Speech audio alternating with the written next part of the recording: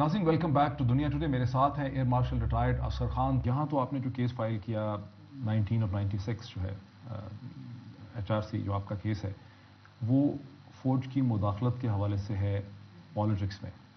لیکن 1977 میں آپ نے خود خط لکھا اس وقت کے COS کو جنرل ضیاء الحق مرحوم کو, اور آپ نے آرمی کو اکسایا کہ وہ اس وقت کی جو الیکٹڈ گورنمنٹ ہے ذوالفقار علی بھٹو کی اس کے خلاف وہ اس کو ریوالٹ کرتے ہیں, اس کے احکام ماننے سے انکار کرتے ہیں. میرے خیال میں یہ وہی شخص کہہ سکتا ہے جو یا تو میرا خط پڑھا نہ ہو یا بہت جاہل ہو.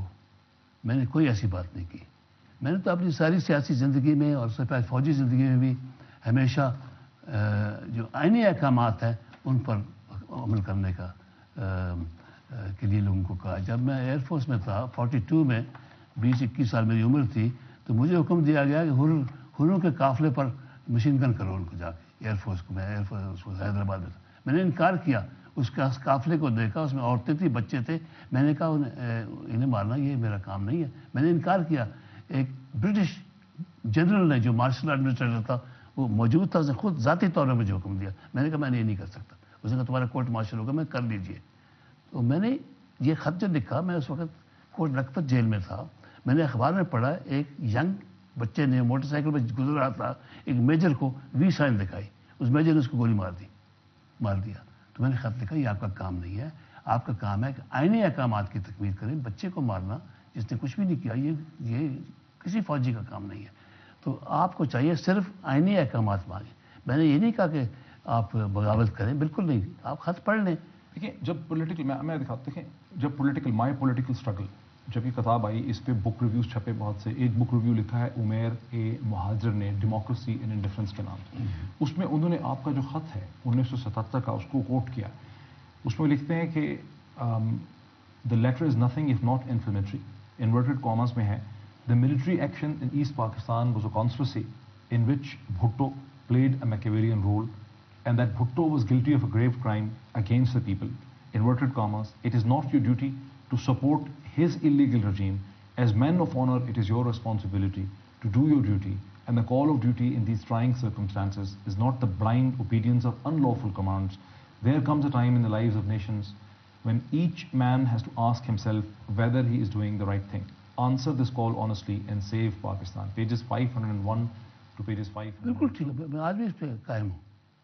فوجی کا کام یہ نہیں کہ انلافل کمانڈ مانگے.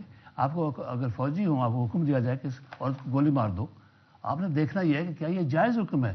اگر ناجائز ہے تو انکار کریں. میں نے اپنی زندگی میں خود اس پہ عمل کیا ہے. تو میں آج بھی فوج کو کہتا ہوں کہ اگر کوئی آپ کو حکم کوئی دیتا ہے آپ کو دیکھنا ہے, سوچنا. یہ بڑا مشکل کام ہوتا ہے فوجی کے لیے. اس کو حکم ملتا ہے, اس کو سوچنا اگر یہ بالکل بظاہر کلیئرلی غلط حکم ہے تو مت مانے. لیکن ایک الیکٹڈ گورنمنٹ, ایک لافلی democratically elected government Zulfiqar Ali Bhutto کی, اس کے خلاف وہ پولیٹیکل ایجیٹیشن کر رہے ہیں اور آرمی کو اس میں انوالو کر رہے ہیں. بات تو ہے نا جی. کوئی بات نہیں. الیکٹڈ گورنمنٹ ہو کوئی گورنمنٹ ہو, اگر آپ کو حکم غلط ملتا ہے تو آپ اس کو مت مانیں. یہ وشتی جنگ عظیم کے بعد بھی یہی ہوا. جرمنس کو موت کی سزا دی گئی جن نے ان کو جیوز کو مارا تھا. انہوں نے کہا میں تو حکم دیا دے رہا تھا, اور دیٹ حکم جو تھا وہ ان لافل تھا, ان کو موت کی سزا دی گئی. فوجی کا کام ہے کہ جائز حکم مانے. ان کی جو اوتھ ہوتی ہے دیٹس اوبے لافل کمانڈ. اگر فوجی کو حکم کوئی ملتا ہے جو بالکل بظاہر کلیئرلی غلط ہے تو اس کو نہیں ماننا چاہیے. میں آج بھی کہہ رہا ہوں. لیکن جو آپ کے دو خط ہیں, ایک آپ کا 1977 کا خط چیف آف آرمی اسٹاف کو, ایک آپ کا 1996 کا خط جو ہے چیف جسٹس آف پاکستان کو, یہ دونوں جو ہیں یہ دو ڈفرنٹ لائنس. یہ تو ایک تضاد تو ہے نا, یہ کانٹرڈکشن تو ہے دونوں میں. کیسے؟ 1977 میں آپ آرمی کو انٹرفیئر کرنے کے لیے کیا نہیں, انٹرفیئر کرنے کے لیے میں انٹرفیئرنگ کے خلاف کہہ رہا ہوں. اگر وہ انٹرفیئر کرتے ہیں اور ان لافل کمانڈ کوئی مانتا ہے تو وہ انٹرفیئر کر رہا ہے. He should only obey lawful command. Oath جو ہے سولجر کی is to obey lawful command. Will you agree کہ آپ کا ذوالفقار علی بھٹو کے ساتھ مسلسل ایک لو اینڈ ہیٹ ریلیشن شپ رہا ہے؟ آپ نے کیمپین چلائی ایوب خان کے زمانے میں ذوالفقار علی بھٹو کی رہائی سے, یہ صحیح ہے؟ جی ہاں. پھر 1977 میں آپ نے کیمپین چلائی PNA کی ان کے خلاف. بالکل. circumstances were different. 69 میں he was asking for وہ بات کر رہے تھے آزادی کی, فریڈم آف اسپیچ کی, مکمل سیاسی آزادی کی. میں اس کے حق میں تھا. he just entered politics. اس وقت وہ چھوڑ کے آئے تھے ایوب خان کو, اور میرے پاس آئے تھے ایبٹ آباد اور کہنے لگے کہ میرے ساتھ شامل ہو جاؤ. تو میں نے کہا کہ میں سیاست میں کوئی دلچسپی نہیں, میں نہیں آنا انہوں نے کہا چاہتا. ہم 20 سال تک رول کریں گے میرے ساتھ. جی جی انہوں نے کہا ہم 20 سال تک وہ بات کی بات دوسری میٹنگ تھی, اس میں انہوں نے کہا شامل ہو جاؤ. میں نے کہا نہیں جی. کہنے لگا مجھے مروا دے گا ایوب خان کالا باغ, نواب کالا باغ سے. میں نے کہا اگر آپ کو گرفتار کیا تو میں باہر نکلوں گا. ان کو چند دن کے بعد وہ گرفتار ہو گئے. میں نے اپنا وعدہ پورا کیا, وہ نکلا. اس کے بعد مہم چلی, وہ رہا ہوئے, اور رہا ہونے کے بعد پھر مجھے میرے پاس آئے, کہنے لگے اب تو تم سیاست میں ہو اور تم میرے پاس شامل ہو جاؤ میری پارٹی میں. تو میں نے کہا میں نہیں, ارادہ کوئی نہیں ہے, میں نے اپنا وعدہ پورا کیا, آپ کے لیے میں باہر نکلا, میں سیاست میں آنے کا کوئی ارادہ نہیں. کہ نہیں آؤ تمہاری پارٹی نہیں ہے وہ. تو میں نے کہا آپ کا پروگرام کیا ہے؟ تو مسکرائے, کہنے لگے کتنا اپنے دوستوں کو کہا کتنا سادہ ہے پروگرام. کیا کہ پروگرام ہے لوگوں کو بے وقوف بنانا. یہ قوم بے وقوف ہے, میں بے وقوف بناؤں گا. 20 سال حکومت کریں گے, ڈنڈا ہمارے ہاتھ میں ہوگا, کوئی ہلا نہیں سکے گا. ایسا کہا انہوں نے. ایسا کہا. اللہ تعالیٰ نے مغفرت کرے, انہیں بہت خوبیاں بھی تھیں, مگر میں سچ بتا رہا ہوں آپ کو. تو میں نے کہا یہ تو بڑی زیادتی ہوگی اگر آپ نے یہ کیا, تو میں آج سے مخالفت کروں گا آپ کی. کر کے دیکھ لو, تم دیکھو گے کہ میں سچ کہہ رہا ہوں, صحیح کہہ رہا ہوں. کہ لوگ واقعی بے وقوف ہیں. لوگ بے وقوف ہیں, اور وہ صحیح ثابت ہوئے. جو کہہ رہے تھے صحیح ثابت کیا. ان کی بات سچی تھی, بڑی خوبیاں تھیں ان میں, مگر میں آپ کو صحیح بتا رہا ہوں. آپ آنکھیں بند کر لیں اور کہا کہ یہ نہیں ہوا, اس لیے میں نے مخالفت کی. میں نے کہا میں آج سے آپ کی مخالفت کروں گا, اور 40 سال میں نے مخالفت کیا. میری ذاتی کوئی دشمنی نہیں تھی, ان میں بڑی خوبیاں تھیں. بڑے اچھے انسان, کچھ پیارے انسان تھے, دوست بڑے اچھے بنتے تھے, سب کچھ ٹھیک تھا, مگر میرا اس سے کوئی تعلق نہیں تھا. یہ بڑی زیادتی تھی قوم کے ساتھ. اور ایسٹ پاکستان میں کیا ہوا, یہ قوم بڑی سادہ یا بے وقوف ہے, جو مرضی آپ کہیں. اچھا ایک اور دیکھیں, 1977 میں ہی اگر ہم واپس آئیں تو آپ نے پی این اے کی موومنٹ میں تحریک استقلال نے جوائن کیا. آپ ایک لبرل سیکولر پارٹی تھے, ساری زندگی بود و باش آپ کی لبرل تھی. پی این اے میں آپ نے مذہبی انتہا پسند جماعتوں کے ساتھ جوائن کر لیا, ایک اور سیکولر لیڈر کے خلاف.